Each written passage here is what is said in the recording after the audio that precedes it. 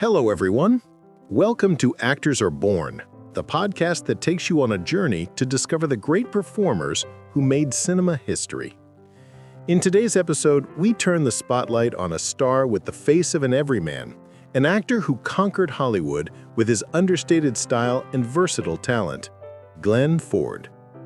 Gwilyn Samuel Newton Ford, his real name, was born in Saint Christine d'Alvarennes, Canada, on May 1, 1916.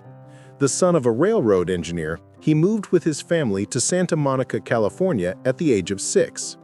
From a young age, Glenn showed a strong passion for acting, joining small theater companies after graduating from high school. His father, while not discouraging his artistic aspirations, wisely advised him to also learn a more practical trade. And so, the future Hollywood star tried his hand at manual labor as a plumber and an electrician, skills he would maintain throughout his life, even when he was one of the highest-paid stars in the world.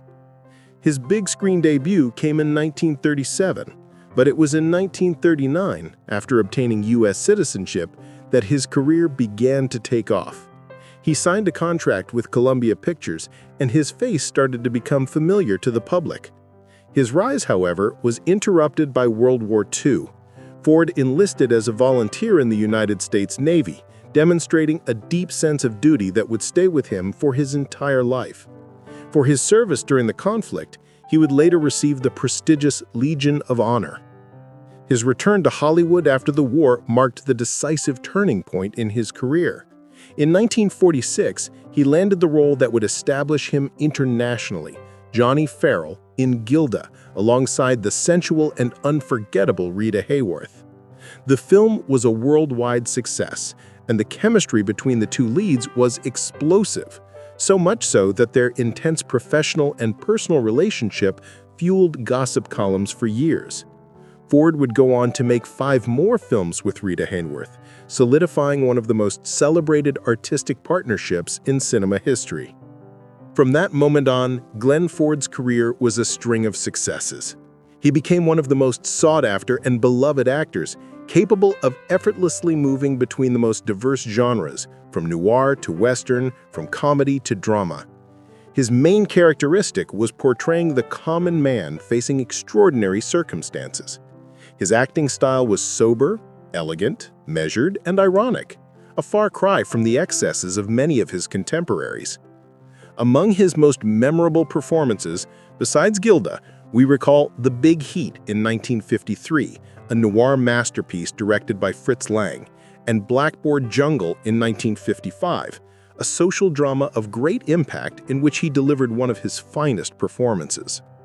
In the Western genre, Ford left an indelible mark with films like 3:10 to Yuma in 1957, where he played the villain for the first time, and Cimarron in 1960.